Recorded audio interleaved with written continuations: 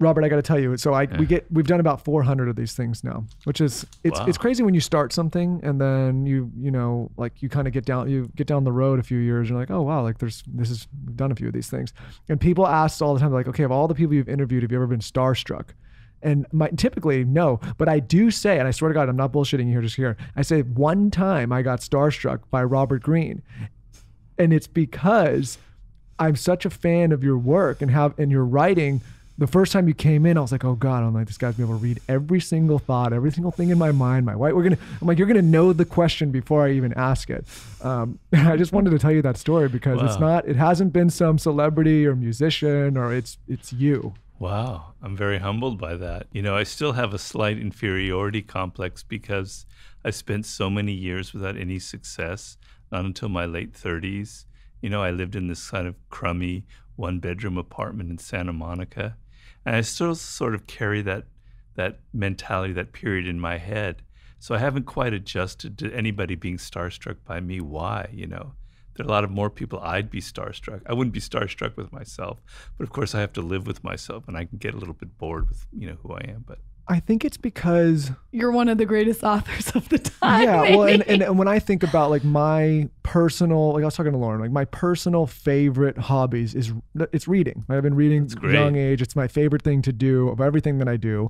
And when you've spent as much time reading, there's so many authors out there. When you find, I'm going to pay you a compliment again, not to make this all about you, but a great author like yourself, and I feel like we've spent a lot of time together, even though this is the second time we're doing this, because that's really nice. Well, because you're writing, like I've read all your stuff, and it's just been hours and hours of like you in my head. And so like when I saw you, I was like, oh my God, that's weird. It's not like seeing an actor I've seen a few movies. It's different. I think it's more intimate. Yeah, that's really interesting. When you were living in your 1-bedroom apartment, you said it was crummy.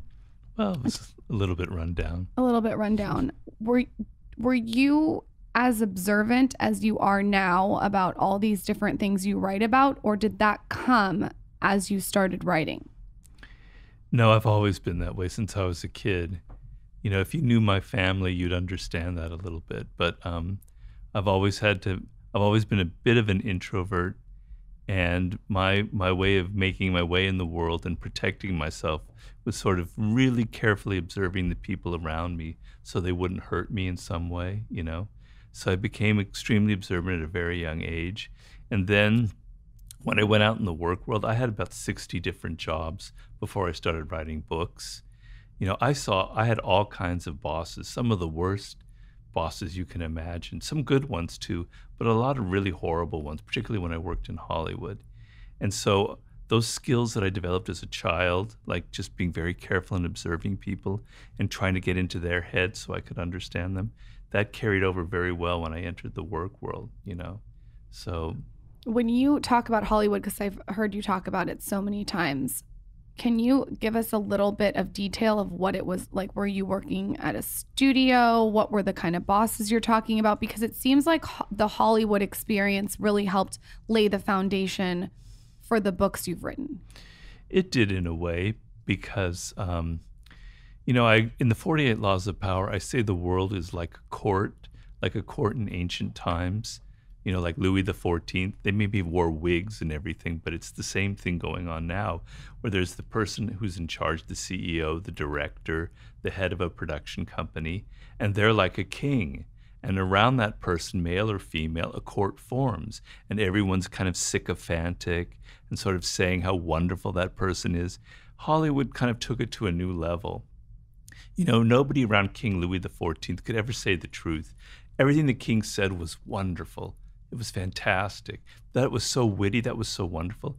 Well, when I looked at Hollywood and I was working for a film director, everybody was doing the same thing. They were fawning over him. He could say the stupidest, most banal thing or make the worst movie. And, oh, that's fantastic. I'm not going to say his name. I almost said his name. I'm not going to say his name. And then I remember the first day I was on the set of a film that we were shooting.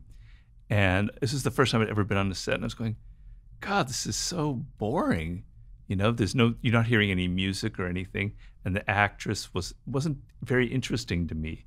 It didn't have that kind of, like it was a movie. And I thought, this this isn't good. This isn't going to work out. And then it said cut. Everyone's going, wow, that was fantastic. That's the best thing we've ever heard. That was amazing. So that kind of pumping people up, those kind of egos, those issues of always trying to suck up to the person above you. In Hollywood, it's so extreme. So that kind of gave me the metaphor. And you asked me what kinds of jobs I had. They weren't that sexy. I tried writing screenplays. I wasn't very good at it. I wrote mostly comedies because that's sort of my spirit. I'm kind of somebody who likes satire a lot. I never had much success. Then I worked as a researcher on some television shows whose name I won't mention because I'm a little bit embarrassed about them. And then I worked as an assistant to a director whose name I won't mention as well. And then his wife, who's a screenwriter, and they were lovely people.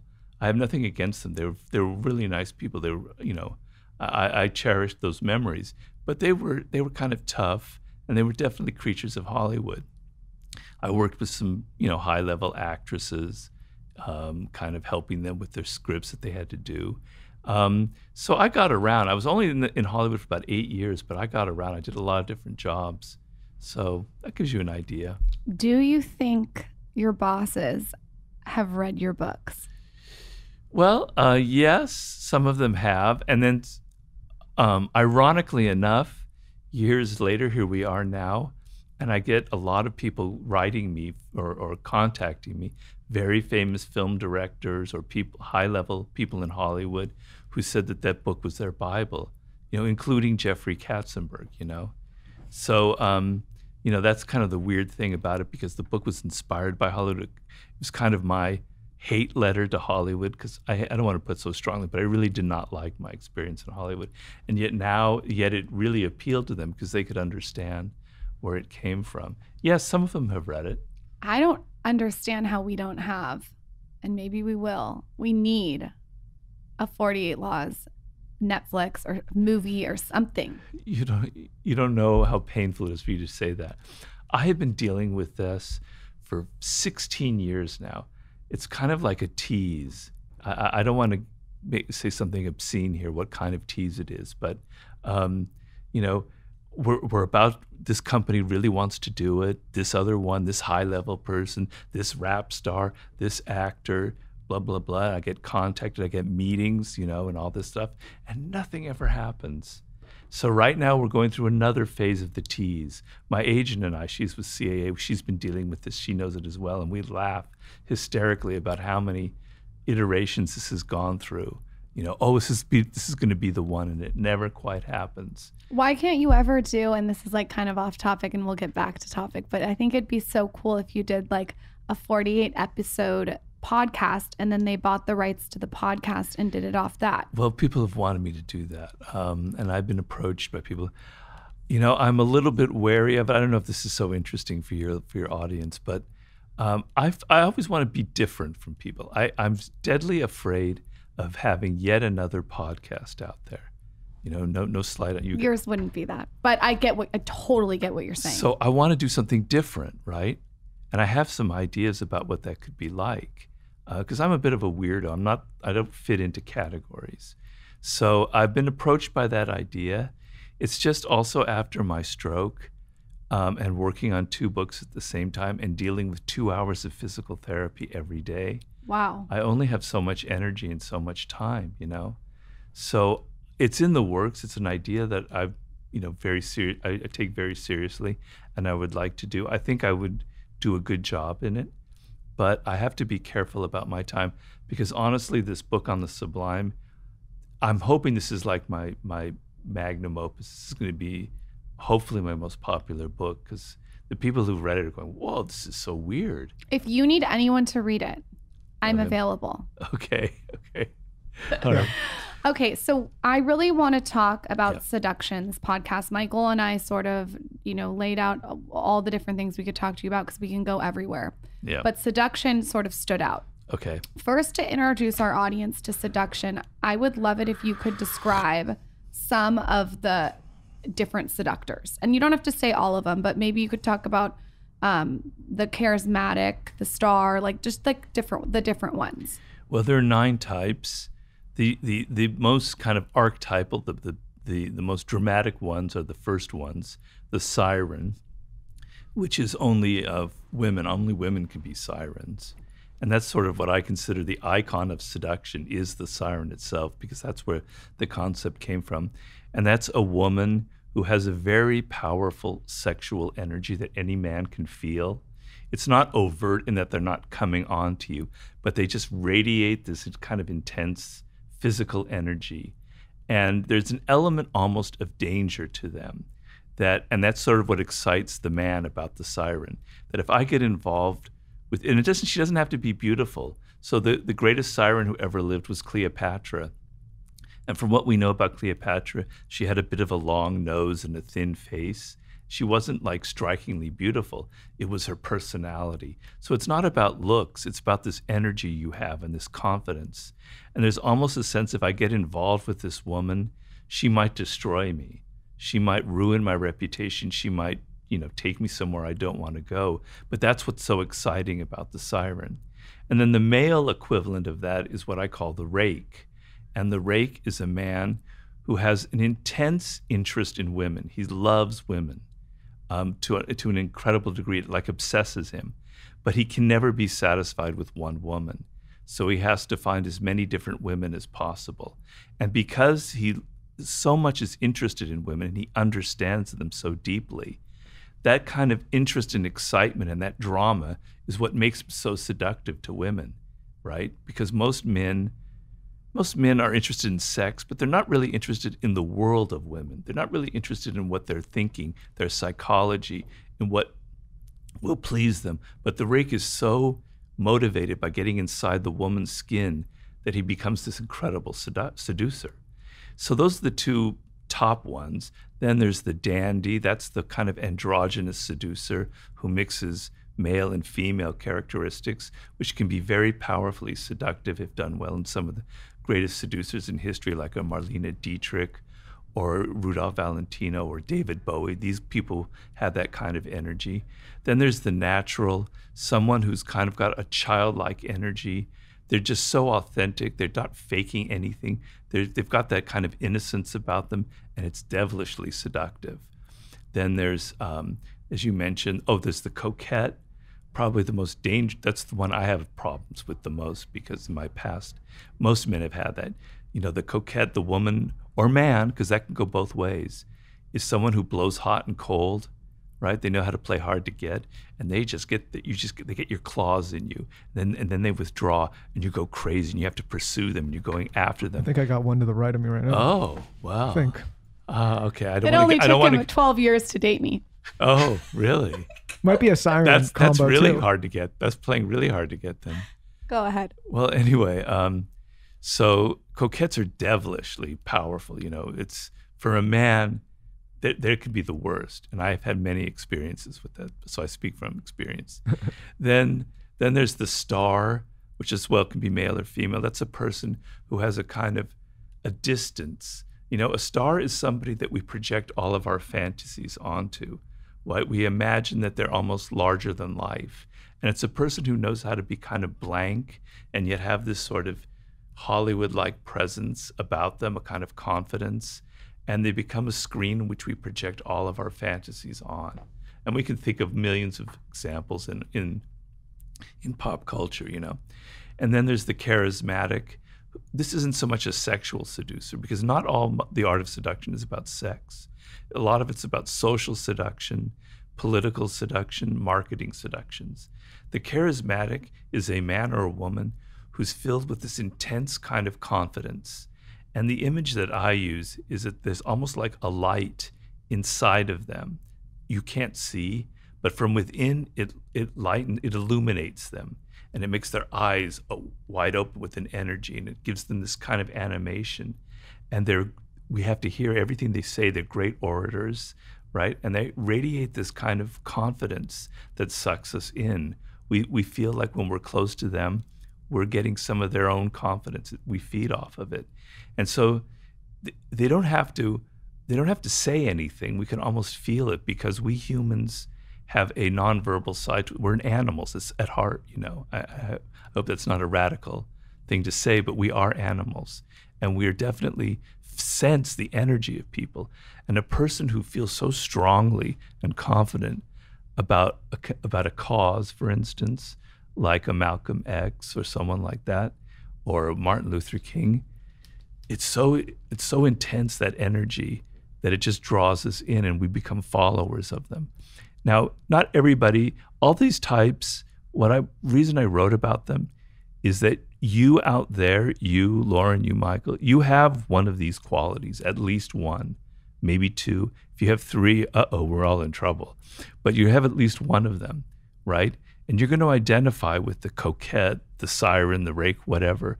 And I'm trying to make you kind of push it up a little harder, be aware of it and how you can accentuate it and what makes it seductive so that you can kind of use it to your own effect.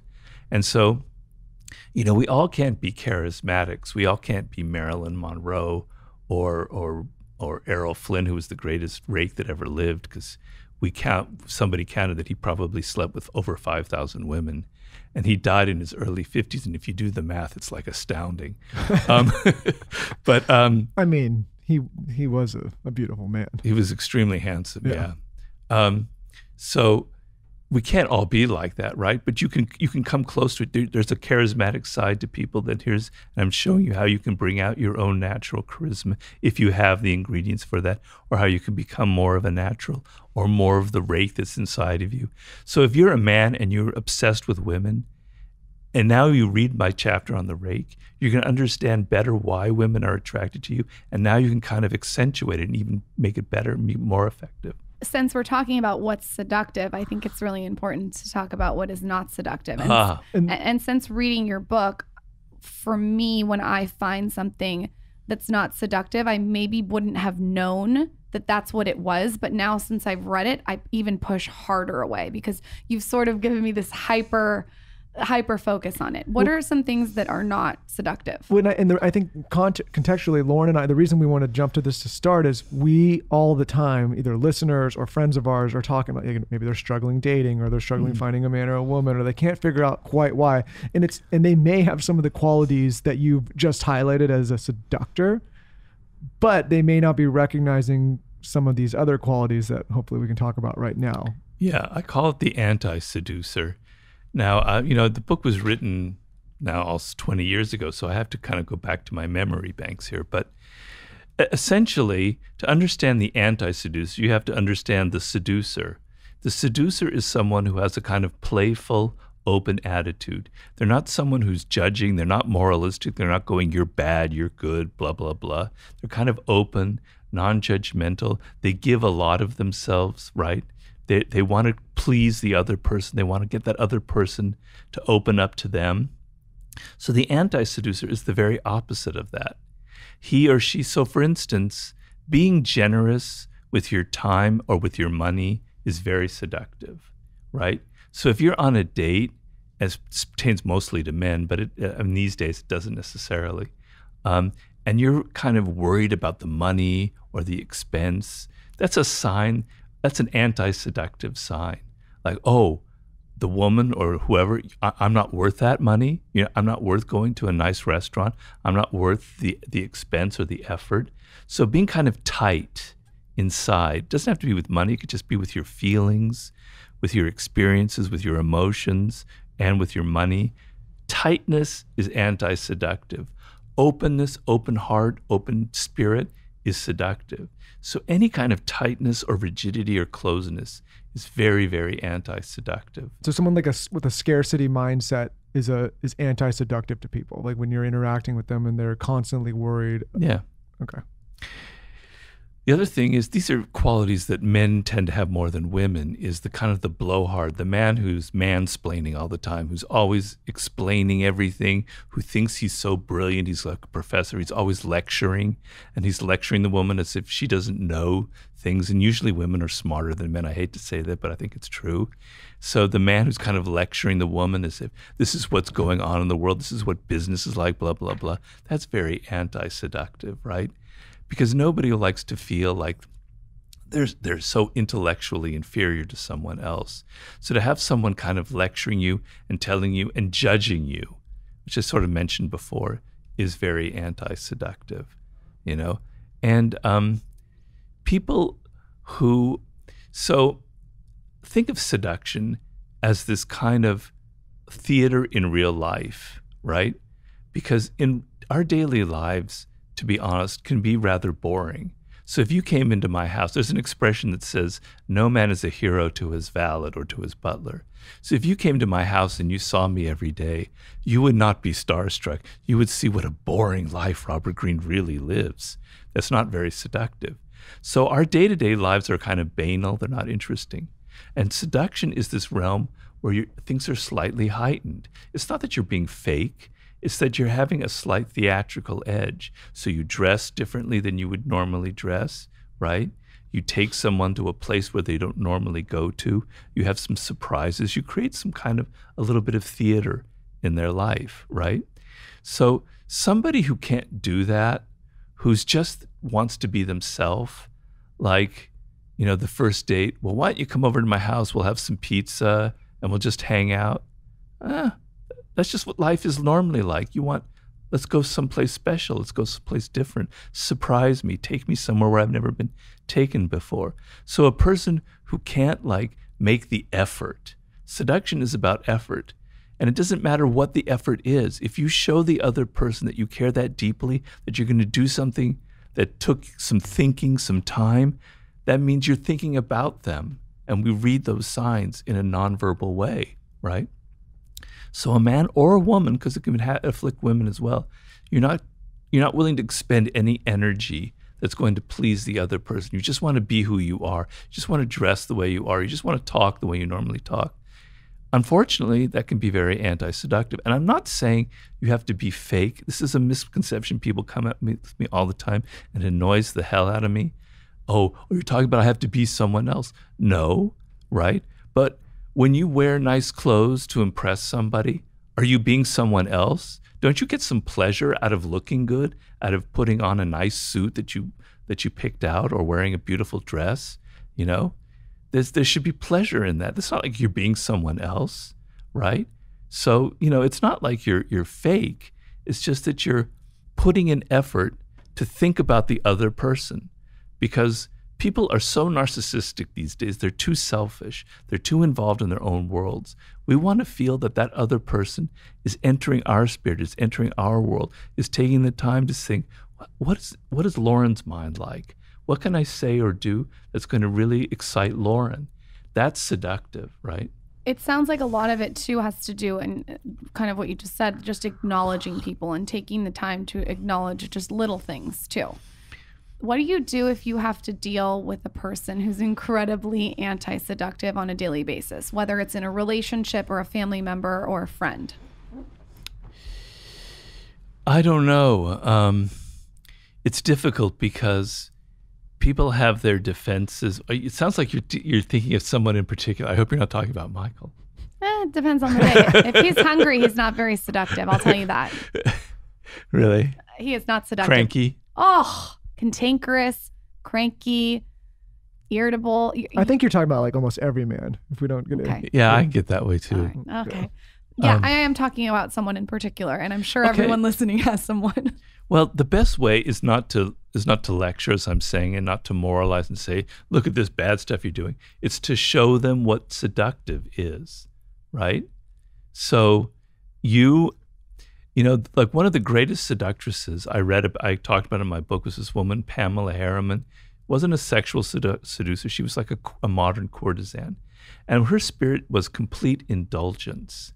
She never judged a man. Whatever he did or said was fine. She was okay. She could accept it. She had that kind of openness that we're talking about.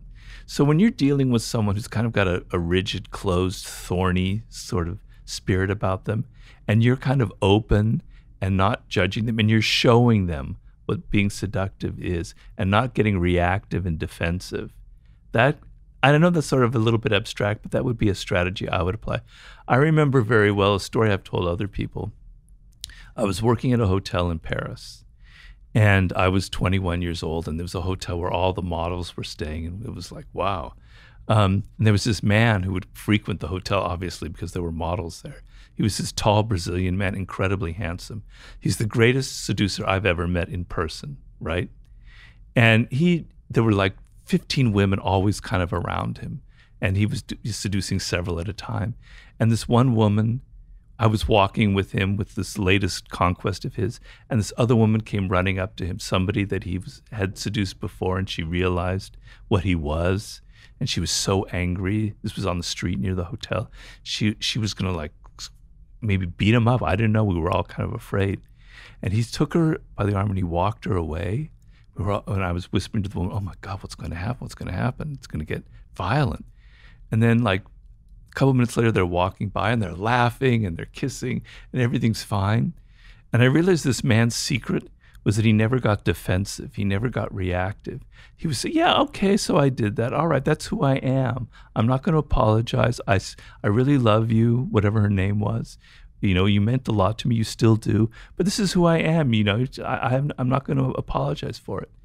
So kind of showing people instead of lecturing them is how I would deal with it. I mean, if you could give me more specifics about it, I could probably give you a better answer. There's a person I know who every single time anyone says anything, the person disagrees. Oh, God, the worst. It is the worst. And then the person thinks that they're smarter than everyone around them because they've had more education. Formal education. And the person is loud, obnoxious, interrupts. I mean, I could go on and on and on. Rude, says things that are inappropriate. But also, I think, rooted in deep insecurity. Yes. Well, is this somebody that you have to, is this like a family member? It's not Michael. Keep asking. Keep asking. We'll talk about Michael off air. Okay. So you have to deal, you can't like cut them out of your life. God, I don't know. I mean, I've dealt with people like that before, and it's really hard, you know, because if Robert Greene doesn't know, I'm fucked. Well, it's not a family member, but it's somebody that we have to see a lot. Really? Is it work or not? Yeah, it's work. So we have to see the person. It's well, I mean, what do you want out of this person? What is your goal? Do you want them to stop their behavior, or do you want them to? You trying? I think are they more powerful than you? What's the power? No. I think no. Not in that way. I think what it is I think Lauren and I are we're the type of people, we don't try to change people. Like we kind of accept people who are. But if we have to interact, like in this situation, if we're going to continuously have to interact with this person, it's more about like how do you equip yourself to not lose your temper, not get impatient, not write somebody off, but also still be able to deal with them in a respectful way. Well, you know, you might be fucked because I don't know, but this is what I would do, right? And I know people who can be that difficult, so it's not an easy solution, and I might be wrong. But, you know, when you get, people have dynamics, and a lot of people have written very interesting books about this, and I'm fascinated by it. So it's never one person's fault. It's like the dynamic between people. And you'll notice sometimes that you'll be with somebody and they just rub you the wrong way, right? And then for another person, they don't have that problem. They don't have that issue. It's there's like a chemistry between you, right? So maybe he senses something from you. Maybe every time he's dealing with you guys, it's both of you, right? You've got a certain kind of pained look on your face. You're kind of bored. You're kind of irritated. You can't help expressing that, oh, shit, I have to hear this again. He feels it off of you, and it makes him worse in a way. So my solution, if I were in that dynamic, and it's not easy, is to try and say, I'm going to act differently this time. I'm going to see if I'm a certain way, if in my head I say, no, this guy is really interesting. He's just very insecure, you know, and he's probably had some issues from childhood. And I'm going to, you know, I'm not angry with him. I'm not irritated.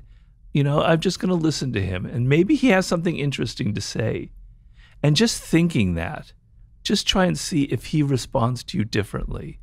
Right? So what I'm saying is a lot of times in marriages or relationships, you get in this kind of frozen dynamic where one person says something, you get irritated, the other person, their irritation irritates you, back and forth, and you can't get out of it. So you need to unfreeze this kind of block that it's come into by you thinking different thoughts or acting differently. And they've done amazing studies of psychology studies where like a teacher, for instance, if she merely or he merely thinks that the students are really smart and deserving of great education, are going to go far, it changes how the students respond to the teacher, right? And I talk about this, I can't remember which book now, I think it was in Human Nature, but it might have been in one of the other ones. But how somebody thought differently about their boss, and it changed how he reacted, and it completely altered the dynamic. I think that was Human Nature. So do you think that a lot of people can feel your energy is what it sounds like? They can feel your energy if you're moving away, your little movements. You talk about that a lot, a blink of an eye, a look over here. How important are those to seduction, and how important are they when you're dealing with someone that you don't like? Just little body movements and little, I don't know. It's everything. It's everything. So I'm saying this guy, I'm assuming it's a man, he's sensing something in your energy that's kind of accentuating his problem already. And it's making him insecure, and it's making him try even harder, which is making him even more irritating and making you become even more defensive, on and on and on. So be aware that we have an animal side to our nature. And some psychologists, I think I talked about this in Human Nature, says 95% of communication between humans is nonverbal. You're not aware of it, but unconsciously you're picking up signals from people, right? You're picking up their stickiness, their lack of openness to you. You're picking up their interest in their eyes. You're picking up all kinds of signals all day long. It's like this internal radar that you're not consciously aware of, but it determines whether you like someone, whether you don't like them, whether you think they're great, whether you think they're irritating, right? So be aware that you're constantly sending out these signals as well, right? How you stand, your tone of voice, the look in your eyes, the fake smiles that you give people. And so we go around this world dealing with people who are closed, who are not paying attention to us all day long, right? And it gets on us. We become defensive as well. We all have become, and even with the pandemic, we've all become triply more defensive. We have these walls, this kind of, I call it like a thorniness to us, where things kind of are a prickly quality, and it's getting worse and worse. But if you deal with someone who is acting differently, who doesn't have that quality, it completely changes how you respond to them, right? So these are things you have to be aware of yourself, your own attitude, what you're thinking. Believe it or not, people can pick up what you're thinking. They don't actually literally pick up your thoughts, but they pick up the emotional tone behind it, right? They pick up the mood behind it. And if that mood is kind of whiny, defensive, complaining, they sense it, they pick it up, and it's not seductive. It doesn't pull them in. It makes them more defensive. So just be aware of how your own energy, your own attitude is continually infecting the people around you. And I know this book was written, what you said, Seduction, maybe 20 years ago, but I still think it's so applicable today. And what, again, going back to dating, like we have so many people that we know that struggle with dating. And in your research, did you come across people that are like repeat offenders? Like no matter what they do, they can't make a relationship work. They can't get into one, and it's always someone else and not them. Like, what can those types of people do that are like, maybe they just keep running up against, brick walls, or they just can't make a relationship work? Like what, in your findings, typically what are those traits, or what's causing those issues? Well, the main trait is a lack of self-awareness, So the worst thing is, let's say it's men, because I do think men have more of this problem than women, but I could be wrong. They always think it's the other person's fault. It's the women. I've never met the right woman, This woman, she was a bitch, or this woman was too controlling, or blah, blah, blah. And they don't realize that it's actually probably their own fault, that they have some flaws. So the inability to reflect on yourself is the most anti-seductive quality of all.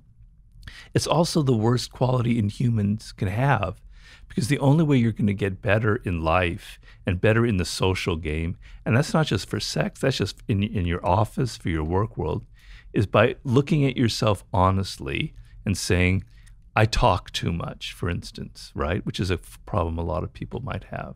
Yours truly. Ah, yeah, for okay. Sure. Okay. For sure. I got to work on it. I know that. So if you can tell yourself, Michael, sometimes you just talk too much. And where does that come from? It comes from insecurity, basically. You know, I'm thinking that if let's say you were single, I'm thinking that the woman, I have to impress her.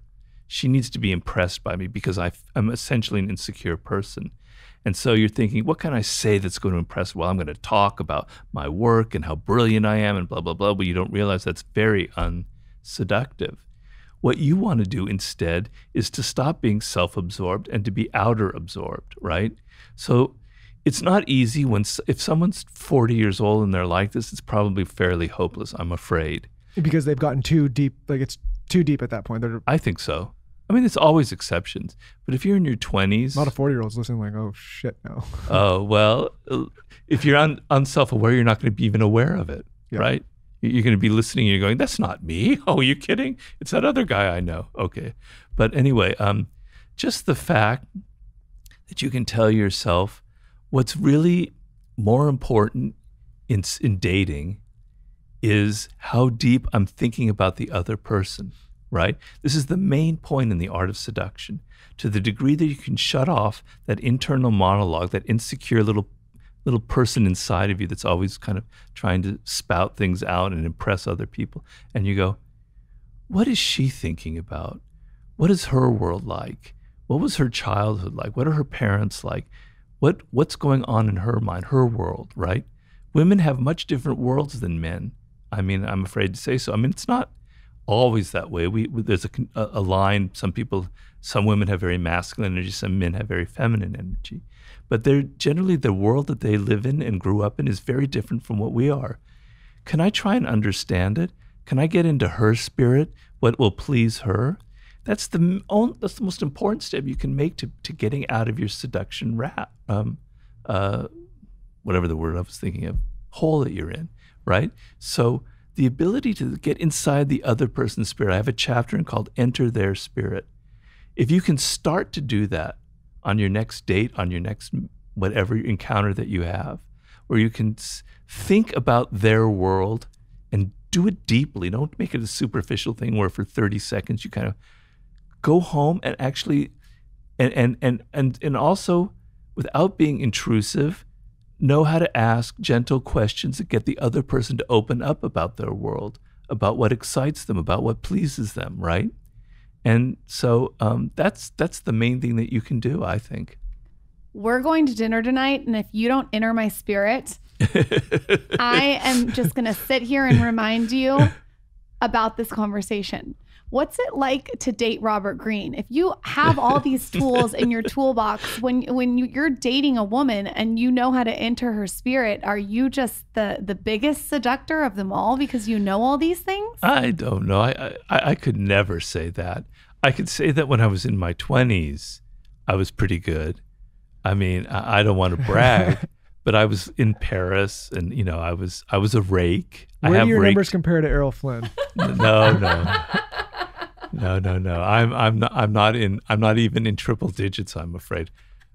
So I'm not in the same league. Many aren't.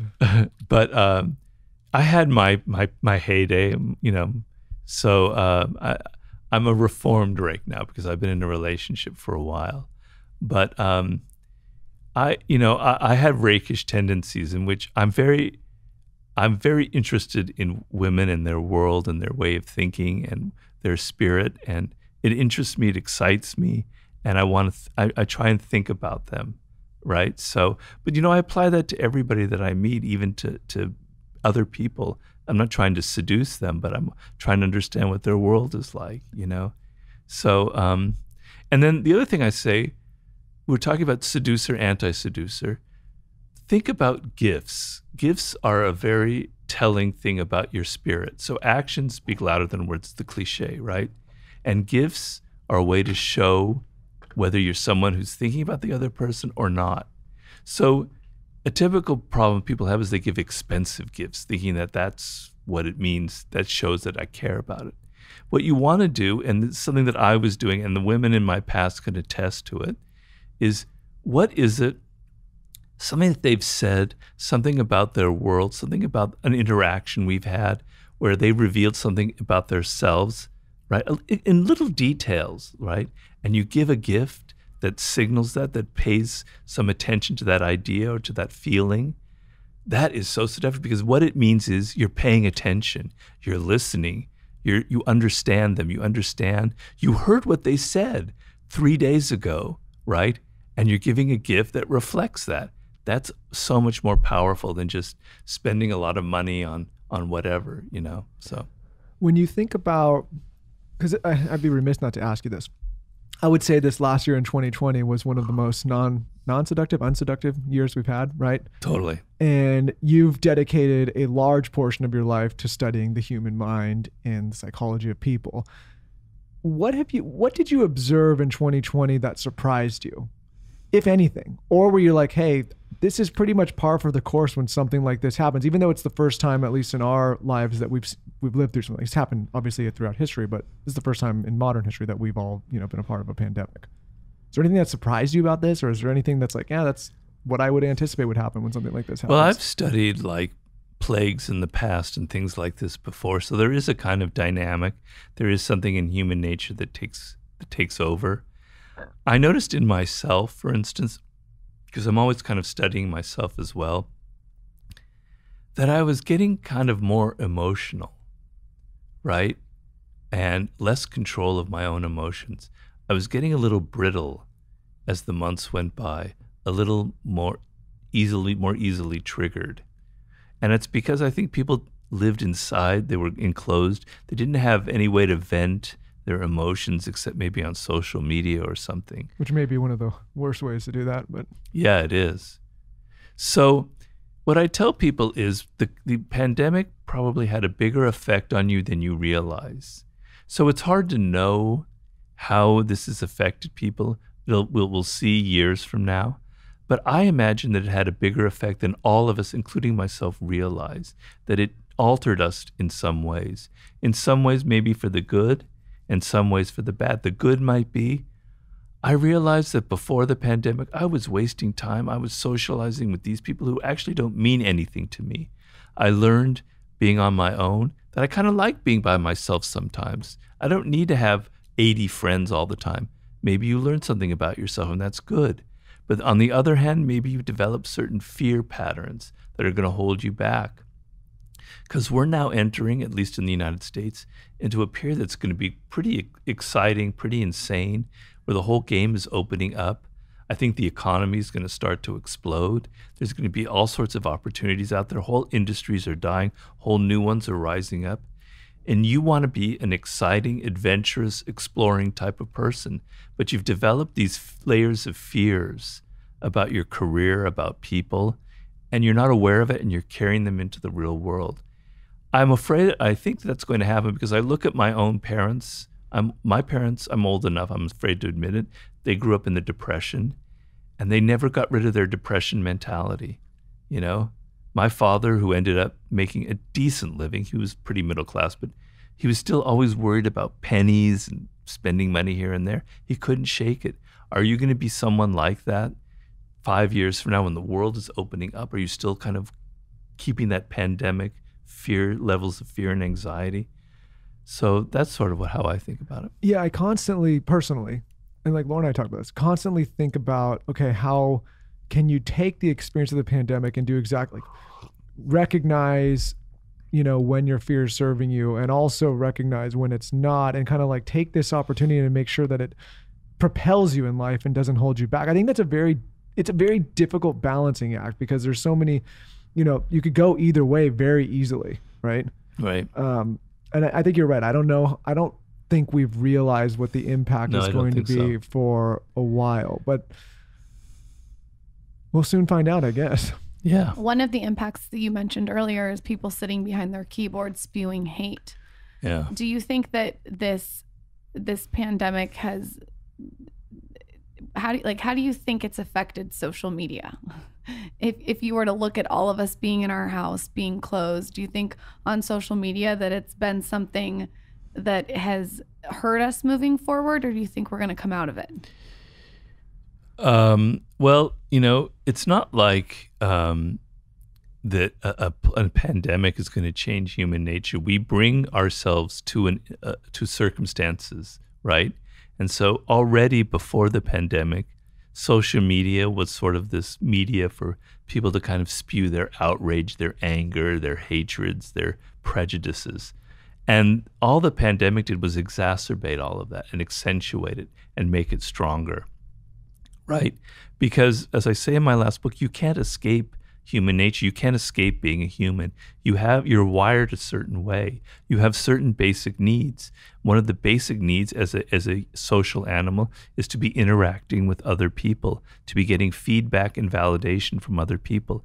And when you're not getting that, and your only avenue is social media, and the only avenue is putting up photos to get that kind of validation that you need, that's a problem, right? Because you should be getting it from people in your real life. You should be getting it from your boyfriend, your girlfriend, your husband or wife, your friends, your colleagues, and not from your 500 or 5 million followers on Instagram, right? So it's only going to make some of these things worse. So that's what I was talking about with Michael. We'll see if several years from now, people are able to move past that. Because I maintain we are who we are. We have a desperate need for flesh-to-flesh interaction with people. And I think people are going to be so excited to be now out in mixing with other people. And just being here with you and not being on a Zoom call is fun enough for me as well. I think people can get over some of these things now. But social media will always be a problem because it appeals to the darkest and least controllable parts of human nature. I think like one thing I talk about all the time is one of the great things about social media and this hyperconnectivity and having access to all these things is you get information right away. I also think it's one of the bad things is you get information right away, right? Like we don't have it. Like the panic can happen so fast when the information is coming so quickly. And studying past pandemics, they didn't have this type of information. You're a few villages away. Yeah. You didn't know until later, or even a few countries away or whatever. And I wonder if you ever think about that, like the spread of information in the news cycle and like what that's doing to our psychology and to our minds. Yeah, it's not good. It's not good. I was consulting with someone yesterday. I do some consulting work. He's the head of a very incredibly powerful sports empire therapy. And he's saying that the problem he has now is he's trying to promote himself on Instagram because he's got so many followers and it's making his brand huge. But then all of the other people in his team, they start resenting him. They think he's all in it for himself, right? And they see every single one of his Instagram posts and they're going, oh, he's not thinking so much about the company. He's just promoting himself, right? But he's telling me, no, I'm really promoting the company as a whole, but through me. So the openness, the transparency that people can see everything that you do and they can judge it and they can feel like you're trying too hard to get attention, and they can judge you on that way and they can feel superior to you.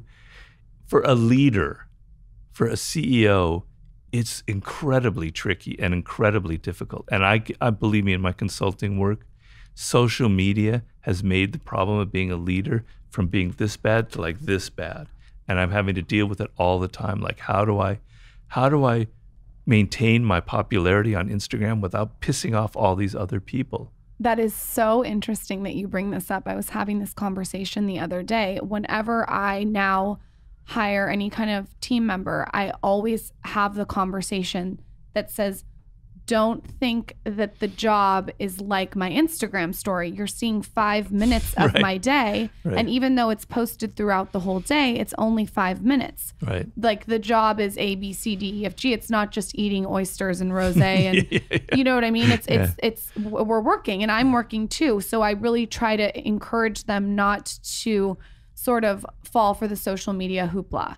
Yeah. And there isn't sort of a person to talk to about this because there's never been a time in history where someone can see every single thing you're doing all day long. I even have friends that I'll post something in San Diego and then drive up to LA and my San Diego friend will say, I saw you're in San Diego. Let's hang out. Yeah.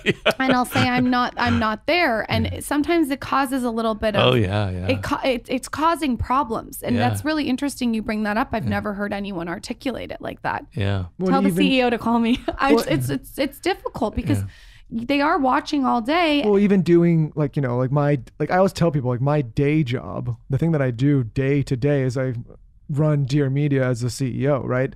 This thing that we're doing right here is kind of like the side thing, but sometimes that gets confusing because obviously you don't see my day to day running the company, and like, you know, like you said, boring watching me on a conference call or talking to a bank or you know, like, and you're not Instagramming that. No, I'm not like, it's not an Instagram of me like on the phone with a, you know, with a partner, right? Or maybe like, you should do that. Yeah, or like, you know, me talking to the tech team or whatever. But this is the thing you see, right? Or the thing you hear, and I think contextualizing that so that people, you know, like it's a really interesting thing to navigate. And like Lauren said, there's not like some kind of playbook that you can go to. Maybe you should write 48 Laws of Social Media. Please, Robert, please. The only tool that I've found that I think, maybe it's not working, is just like I'm basically as transparent here as I am there with the team. Like people, there's no like, hey, I'm this way here and that way there. It's like you kind of get the same person. It's just this one happens to speak to a little bit more people, right? Right. You mentioned validation. And you mentioned needing validation in your daily life and not just on social media. How important is validation in a relationship? It's like everything. Oh my gosh. You need more? You need more? He says, why should I have to give you validation? No. This is the perfect person. Couples therapy. Let's enter couples therapy. Yeah. I want to know. I say how much validation? I need as much as validation as you can possibly give me. You know that the thing about the 5 love languages? The 5 love languages? Yeah, there's like touch, acts of service, words of affirmation. I'm probably forgetting another, whatever. Somebody wrote a book called The 5 Love Languages. And the point is you're supposed to have one. She takes all 5. She's like, I need all 5. I'm like, you can't. So when it comes to validation. I want to know how important validation is in a relationship. It's extremely important. So what would be wrong with giving her all 5? Is it going to take up your whole day? In her case, it's going to be a full-time gig. No, it's not. I love that Robert Greene's saying this to you. Record this and play it every morning. Oh, God. So validation is important. I mean, saying 3 words that validate those 5 different things is not going to take you all day. Wait, Robert, do you believe that it's only 3 words for her? It could be if they're the right words. That's true. If you're attuned to her spirit, if you understand. So what is it that you need validation about? If you're able to reveal that. I like from my husband. I don't feel like I need it from anyone else like I need it from my husband. I think he grew up in a household where his parents never validated you at all, which is either way. I don't think I wouldn't say that. It wasn't a negative house. It was a beautiful household, but his parents would never outwardly say. I can say this because how can I say it nicely? My grandmother's full Japanese. My mom's half Japanese. Really? You wouldn't know by looking at me. No, my girlfriend's Hapa Haole. You know Hapa Haole? Uh-huh. My dad, just like, you know, tough old guy, military guy back in the day. So you're half or quarter Japanese? I'm quarter. Wow. Quarter. I found out that I'm quarter Japanese, quarter Italian. You're not Irish, asking me enough about Scottish. myself right now. You're talking But anyway, about I grew up in a household where I was always supported and always told I could do anything and always felt very confident and felt loved. But it wasn't like, there was very little like verbal validation. And I also grew up in a situation where like if I accomplished something, people would be like, okay, like that's what's expected. Like, Right. So I don't know, like, I'm not saying that's good or bad. What Robert's saying, I think, is that you should be aware that that's how you grew up and use it as a tool to change moving forward. Sure. I guess what I'm saying is it just doesn't come as natural. Well, that doesn't mean you can't do it. This conversation. I know you are right. I know she is right. The little bit of effort that you put in will probably be enough. So if she wants like 100% validation and you're giving her 3% and you could raise your game to 40%, that would certainly be might even do it. Robert, didn't you know this podcast is about what's wrong with other people? Well, I'm just kidding. But no, I agree. Listen, I agree. It's something I'm working on just as much as I'm working on talking less and listening more. So people need validation about things that you don't normally necessarily think they need validation about. You think, wow, Lauren is so beautiful. She's so smart. I don't need to tell her that. But you'd be surprised that you do need to tell her those things, right? Because probably she's not getting enough of that from people who, you're the only one or the one that matters the most to her to get it from. It's not getting it from her 8 million followers on Instagram. It's from you. Which should make me feel special. I feel so strategic that one of the greatest authors of all time just came on and told you that in the most articulate way. I don't have a lot of room for argument. Yeah, thank you. I'm obsessed with what he just told you. You mentioned consulting, and I've heard you say it on your podcast before, and you're consulting, I know, a lot of very high-powered people. What's something that you see that's common, whether negative or positive? The most common thing is the business partner from hell. Right? And none of just from hell, they're just problems between partners. So you go into a partnership and the person seems like they're this way, they're motivated, they're part of the team, they understand the brand, the vision, that's why you brought them on. And then suddenly they reveal that they're really in it for themselves, that there's like ego clashes, they think that you're promoting yourself too much, like I was mentioning with this other guy, or that you suddenly realize they're incompetent, that they managed to fool you into thinking they were going to work hard, but it was all like fake, their resume and their effort. They're really just in there collecting a paycheck. Whatever, you misjudge this person that you brought on as a partner. And then, of course, we can also say people that you've employed, right? So misjudging people's character is the number one problem that I get, right? And I tell people, and I wrote about it in Laws of Human Nature, understanding people's character is a million times more important than their resume, than what they say, than anything else. Because people could be brilliant, but they're weak, they're lazy, they can't handle stress, right? They may have gone to Harvard, they may have an MBA, but when things become stressful, they lose control.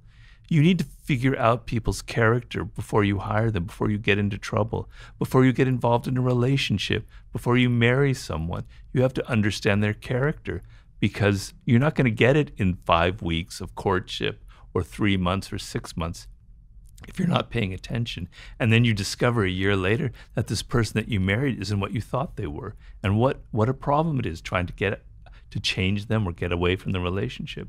So the ability to look at people and scrutinize qualities that matter, whether they're able to listen, whether they're able to take criticism, whether they're able to change and adapt to circumstances, whether they're able to work together on things.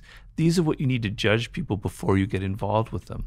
So your ability to take criticism and adapt, I'll be judging your character. So wow. I'm really getting nailed today. You are. So he's fine. How many years have you guys been together? Well, we got back together when we were officially 21, 34, 5 now, 14 years. And now we're about 14 years and we have a daughter who's 1.5. Oh, wow. Fantastic. Yeah. Congratulations. Yeah. Thank you. Yeah. How old is she? 1.5. Wow. What's her name? Zaza. Zaza? Wow. Nice. Little French touch a little bit. Oui. Yeah. How cute. I'll have to see a picture of her. I'll show you a picture. Well, you'll appreciate this. Lauren loves Zsa Zsa Gabor. Is it spelled like Zsa Zsa? No, but so she came to me and she's like, I love Zsa Zsa Gabor. It's inspiration. Let's Zaza. And I was like, are you talking about Zsa Zsa Gabor? And she said, yeah. And I said, well, that's spelled ZSA. You're Right. saying Zaza. It's a different name. I thought you pronounced it Zaza. And I was like, but we both like Zaza. I'm like, if you want to do that, just use ZAZA. Because if you add the S, it's a Zsa Zsa. Right. Oh, that's cute. Wow, that's really nice. There's a basketball player named Zaza Pachulia. Uh-huh. I didn't know that. It's a male name, actually. Yeah. But Oh, I have to look him up. yeah. Oh, I didn't know that. Out of all the laws of power, what do you think is one that's not used enough? And what do you think is one that's not given enough attention? Well,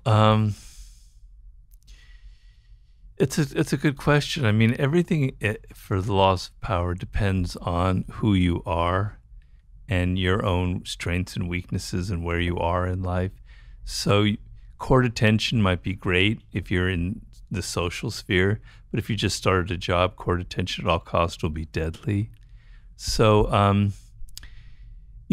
law number 1 is probably one of the most important laws of all: never outshine the master. And in my consulting work, I get a lot of people who violated that law. I violated it myself. That's why I wrote about it, and I know it very well. But the idea behind it, which I think a lot of people in the world today have difficulty with, is that everybody you deal with has an ego. Don't imagine that somebody who pretends to be, who's all powerful, who's your boss, doesn't have an ego. Don't imagine that I don't have an ego, or that you yourself don't have. Everybody has an ego, right? And everybody has insecurities. And in fact, the higher you rise up in life, the more insecurities you have, because there's more responsibility, there's more at stake. So that person above you that you work for, and there's always somebody above you, has a lot more insecurities than you imagine. And if you inadvertently trigger his or her insecurities, you're in for a world of trouble. You're probably going to get fired, or something bad's going to happen eventually, right? You're not even aware of it. You'll be fired, and they'll be telling you it's because you didn't perform well, but actually you made the person feel insecure about something that seems so trivial. So you need to think constantly that people have an ego. They have insecurities. You have to be careful about what you say. I mean, I'm afraid in the work world, it's very important. In the laws of power, we're mostly dealing with things in the work world. You have to be careful about what you say. You can't just speak whatever you want to say. You can't just show how brilliant you are and how wonderful you are. You have to realize that you have to think more about the other person, about their insecurities, and get outside of just trying to think about yourself. That's like the biggest fault I think I see people have. And there are several laws that deal with the inability to think about other people and their self-interest, etc. So that's sort of the main thing. And one of the most important laws, particularly in the world today, is a law, I think it's around 11, about creating dependence. And what that means is, if in your job, in your career, you can be replaced, you will be replaced at some point. Somebody younger, cheaper, better looking, I hate to say it, they'll fire your ass in a minute, and they'll employ that other person, right? Because they don't need you. They can find somebody else to do your job. And you'd be surprised how easy it is to be replaced, and how people will do that. If there's no cost of getting rid of you, then people will get rid of you. Unfortunately, that's the world we live in. So you need to create relationships of dependence. They need you. To get rid of you is like going to be very destructive and very costly. So you have your fingers in different areas of the business, of the work world. You have knowledge that people can't do without.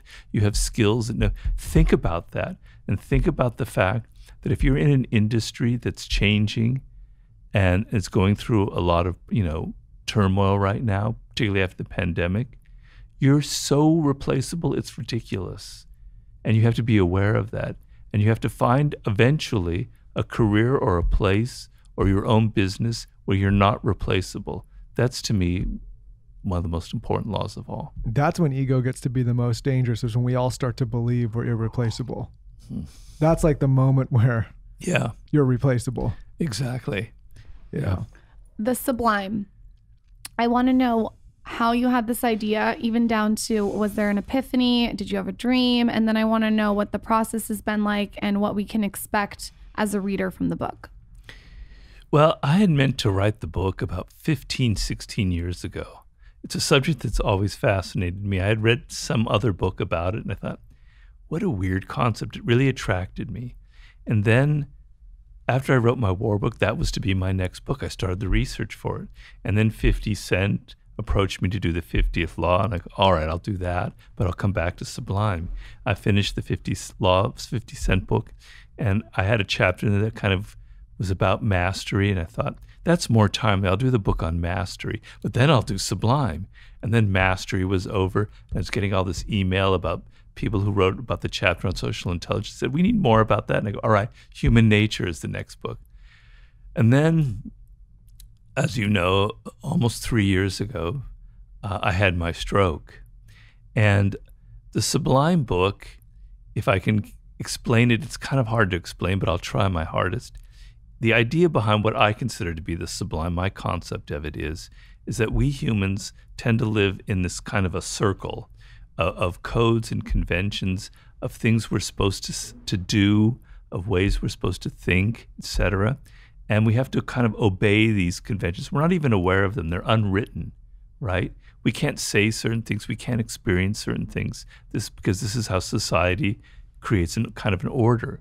But what lies outside that circle obsesses us. We're fascinated by it. It's the land of the forbidden. It's the land of something dark, different. It's something we've not experienced before. It's overwhelming. It's powerful. It's awesome. And that is the sublime. And to just explore what's outside that circle has a transformative effect on you. It's what the psychologist Maslow called a peak experience. It will change you for the rest of your life, I can guarantee you.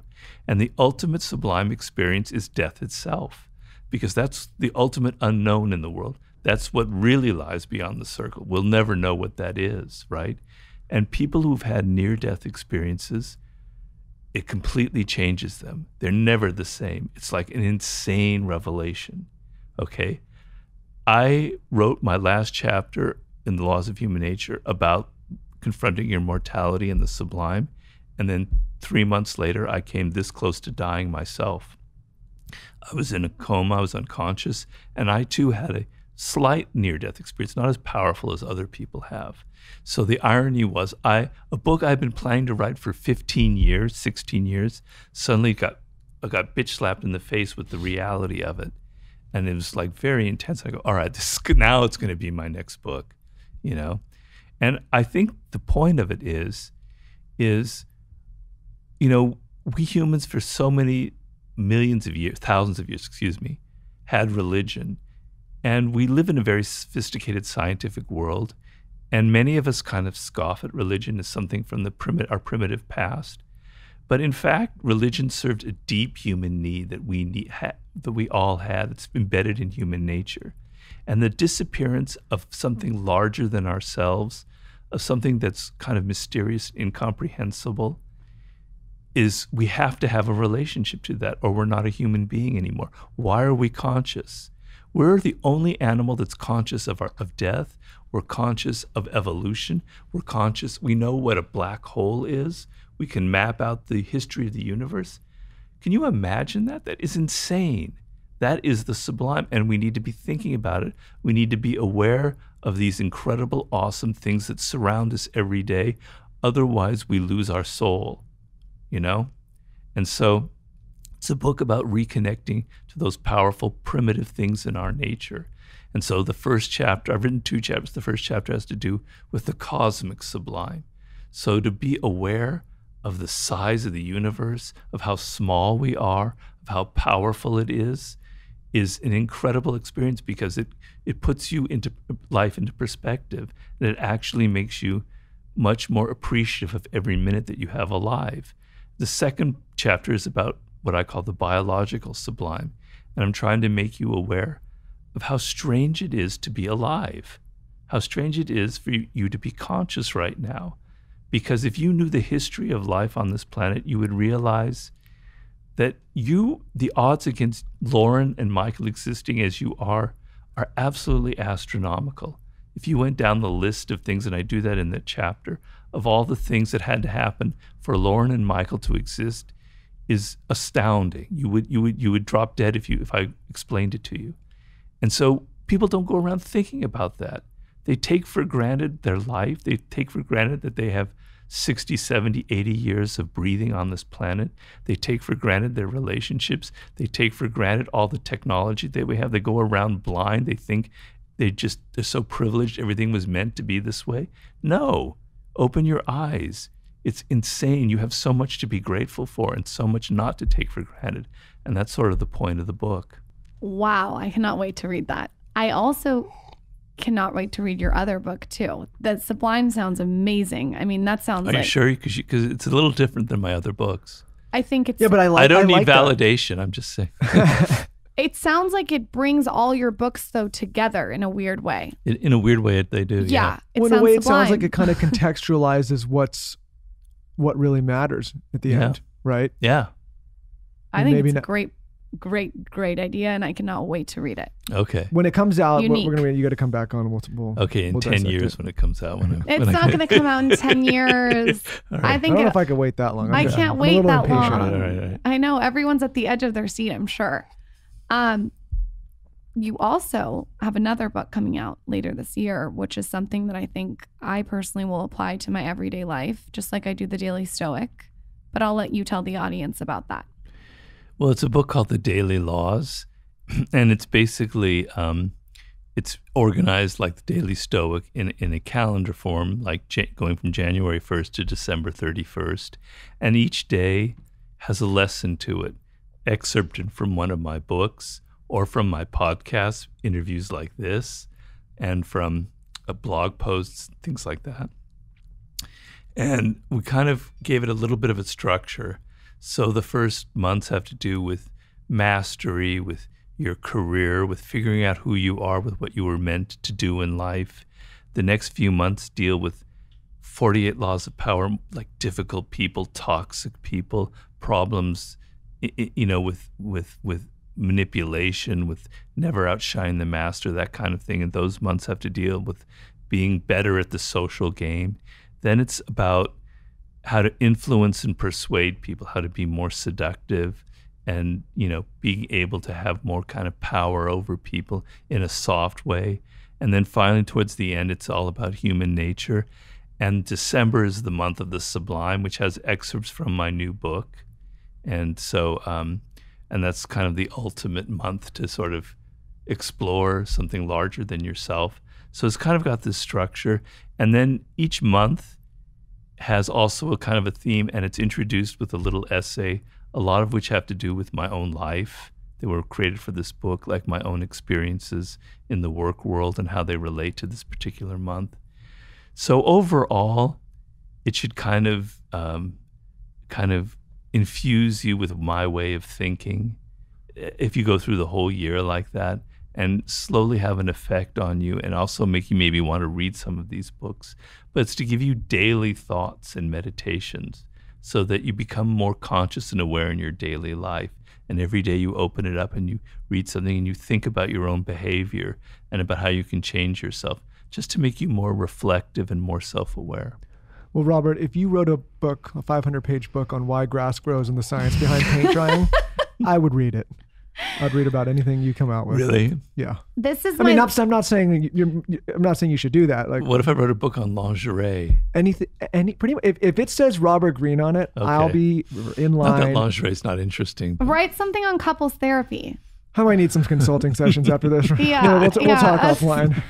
My last and final question Sure. that I want to leave the audience with is random, but why do you think your books are so popular in prison? I have to know. Like, why do you want to know that? I don't know. I just want to know what you think from your perspective. This has all been leading up to her potentially murdering me, and she needs to. I know my handbook that I'm going to be using in prison. I've heard. If I disappear. No, this is what's crazy is I've heard other people say this, but I've also watched shows on prison because I'm obsessed. It's interesting. That's why I'm asking you. Your works pop up it's in everywhere. Yeah. Like there's this show. What's it called? It's called 60 Days 60 In. Days In. Have you seen this? It's a show. Quickly synopsis. They go in. They take an everyday civilian. Could be, librarian. Could be a security guard, and they put him in an actual prison for 60 days. What a great idea! And then they film it and see how they. Your book integrate. is all over the show. And the prisoners talk about 48 laws of power. No all one's the ever time. mentioned that to me. Yeah, it's on the show, and I've also noticed because I'm so obsessed with prison, I'm I'll gonna read Google that about while you're talking. About books and all different kinds of things, and I noticed that it keeps getting brought up. But I also have heard not just 48. I've also heard laws of human nature too. Really? Yeah. Wow, that's so exciting to me. I'm so glad you told me about this. This is great. I just want to know why you think it's so popular. Well, because I've also been fascinated by prison. I always imagined what would have happened. How would I cope in prison, I think a lot of us are kind of interested in that idea. That's why I asked you. But prison is the most stark, naked atmosphere of human interaction you can imagine, where the power is so obvious, it's so overt, it's so direct, and so immediate that there's no escaping it. If you're in the work world and you have a terrible boss, you close the door, you go away, you go home. Imagine that your jailmate or you're somebody in the cell, there's no escaping.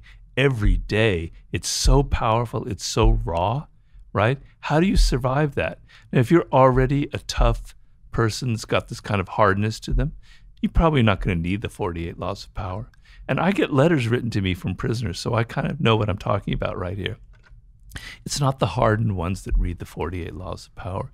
It's the ones who are in there for some like drug conviction, where they happen to have their third conviction and they're sentenced to 10 years, and they're not someone who's been in prison before, or they've been in jail but never in prison. And whoa, or maybe they're not as tough as they thought they were, and they're dealing with not just the prisoners, but the wardens. The wardens can be nasty, manipulative, violent, right? So imagine all the worst people in your life in one tiny space, and you have to deal with them every single day, day in and day out, and you have to survive, and literally it's life and death. Well, you better believe you're going to open a book that kind of might help you in dealing with that, and that would be the 48 Laws of Power. So I understand it very well. You know, it's a book that tries to be as honest as possible about manipulation, about human psychology in a way that no one's ever talked about before. And you can tell the kind of taboo, kind of power of the book by the fact that several prison systems have literally banned the 48 Laws of Power from their prison system. In Colorado and Pennsylvania, you can't even get the book anymore. And if you try and have someone send it to you, they'll confiscate it because they know that the book has had an effect. So that's why I think it works. And some people try and use it against me as if 48 Law, Robert writes about things that are so ugly and dark that people in prison read it. I don't look at it that way because I think human beings are human no matter where they are. And people even in prison have, you know, they still have feelings and emotions and vulnerabilities. So I don't walk away. I'm not ashamed that prisoners read my book. I'm very proud of it, and if I can help them in any way, because I'm like you, Lauren. I'm kind of obsessed with it, and I love reading books about people who've been in prison and who've survived, and not only survived. I read a book recently. I forget its title, of an African American who was sentenced to life imprisonment for a murder that he did not do. He was totally framed. He spent 30 years in prison on death row.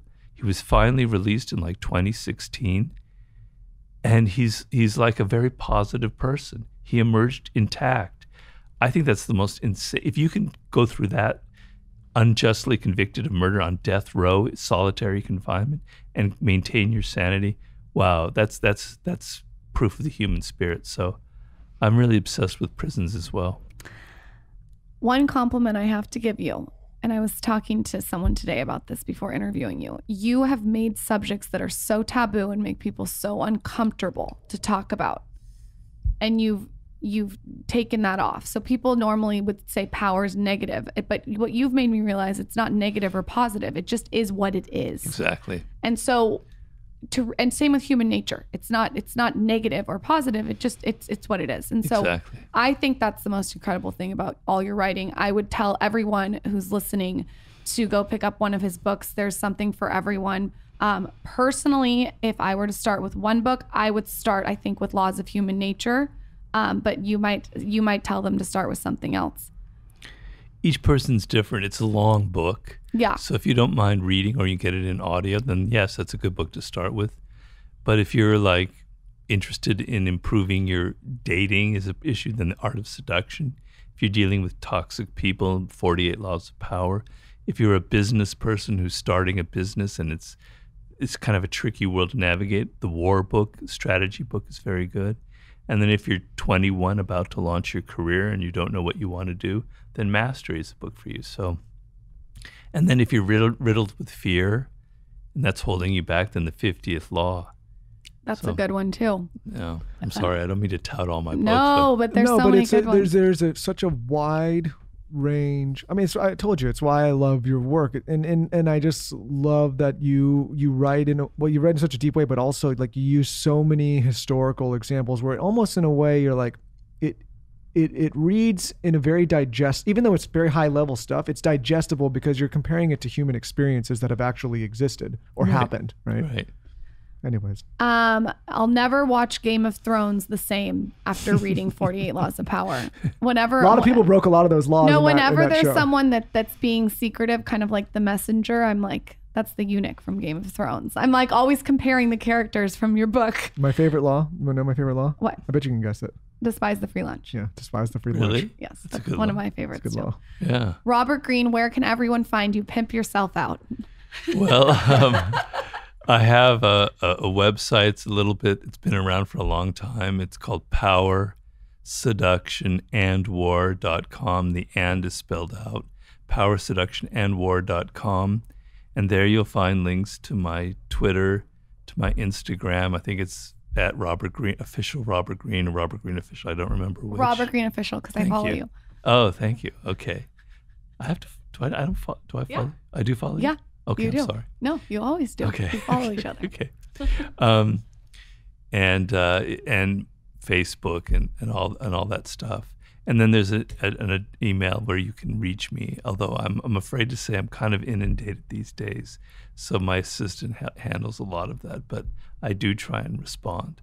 Anyway, that's the main place to find me. You guys follow him. He is a must follow. There's so many good quotes that I always am screenshotting and posting to my story. I gave him my book, Get the Fuck Out of the Sun. It's pink, and I hope it looks so cute. I wrote this to you next to 48 Laws of Power. I'm just kidding. What's that? On your bookshelf. I said, I hope that the pink Oh, book yeah, looks yeah, cute next to yeah, 48 Laws of Power. Thank you for coming on. Come back anytime. I you're cannot very wait to read both of your books. Oh, you're very Thank you, welcome. Robert. My pleasure. Thank you much for having me. I appreciate it.